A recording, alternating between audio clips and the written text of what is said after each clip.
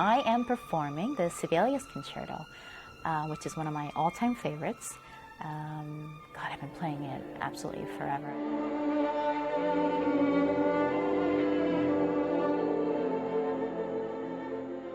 My name is Sarah Chang, and I am a violinist.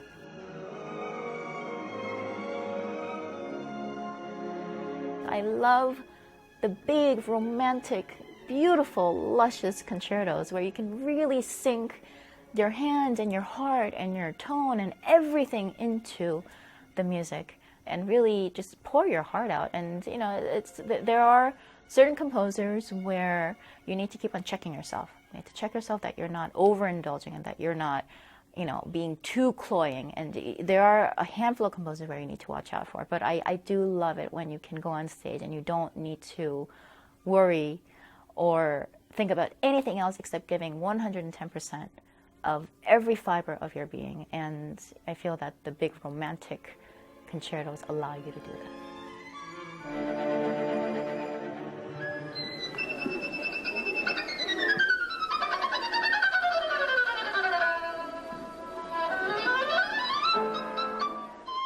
So I started playing the violin when I was 4. Gave my first concert when I was 5.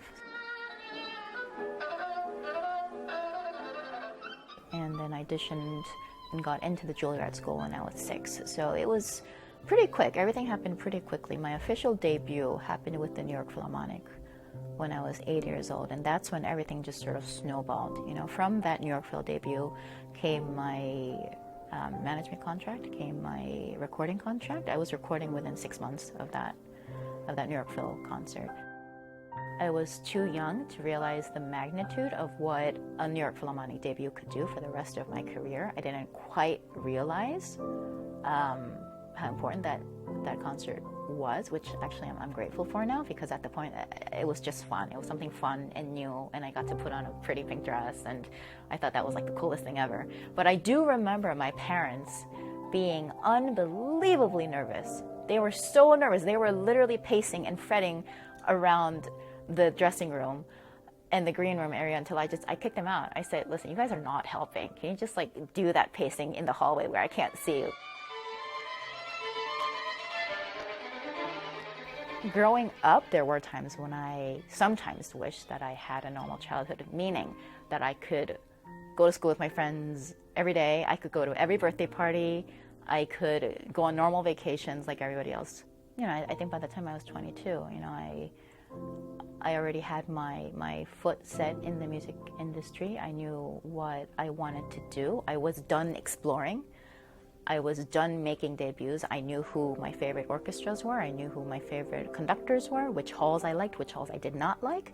And I felt like I did not have to waste time trying out things, you know, just for the sake of trying out things. I felt that at that point I could finally do projects that I really wanted to do for myself, start saying no to some things that I didn't feel too strongly about, and just sort of start creating the life that I wanted for myself as a musician.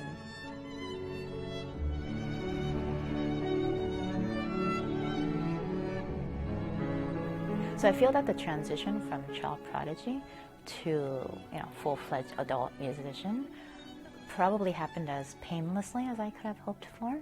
I do feel that I had an amazing support system growing up. My parents are Korean.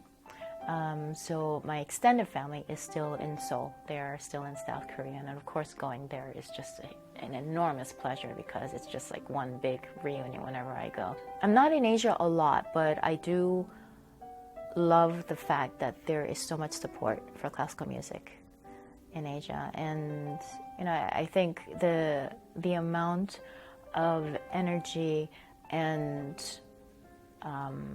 acceptance that goes into playing sports in the US probably pours over into music in Asia for all the kids. You know, music is just an understood part of every child's life in Asia, whether it's the piano or the violin or the cello. It doesn't really matter what instrument, but music is a part of every child's life. And, you know, I think that's a wonderful thing.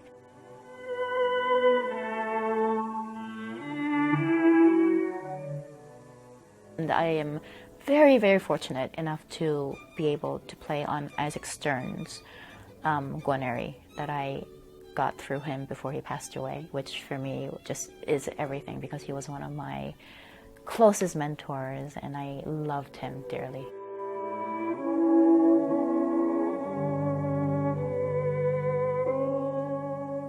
So this is my little baby. It's a Guarneri del Gesù. It was made in 1717. So it's 300 years old, actually, this year. Let's see. So that's my violin. I collect violins and bows at home, but I can only fit in 4 when I travel in the case. So I also like to change bows depending on what rep I'm playing. So Sibelius is going to be this one. This is called the Picat. It's one of my stronger bows. I'm going to use that tonight because we are outdoors, and it is a Sibelius concerto, which is probably one of the biggest, most dramatic and powerful concertos out there. These 2 are lighter. These 2 I use for Bach and Mozart, and that's my other spare concerto bow. That's also a Picat.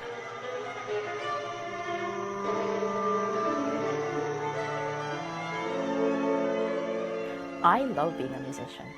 I genuinely love being a musician, and I love being on stage and the energy that you get from having a live audience in front of you. And every night it's a different audience, and there's a different sort of electricity in the air. You know, you still get a very natural high from doing it. And what I do love still to this day is the absolute, honest, 100% genuine love that you feel when you're on stage and you're playing a composer that you have so much respect for, and you just really want to give your best every night. You know, that doesn't go away.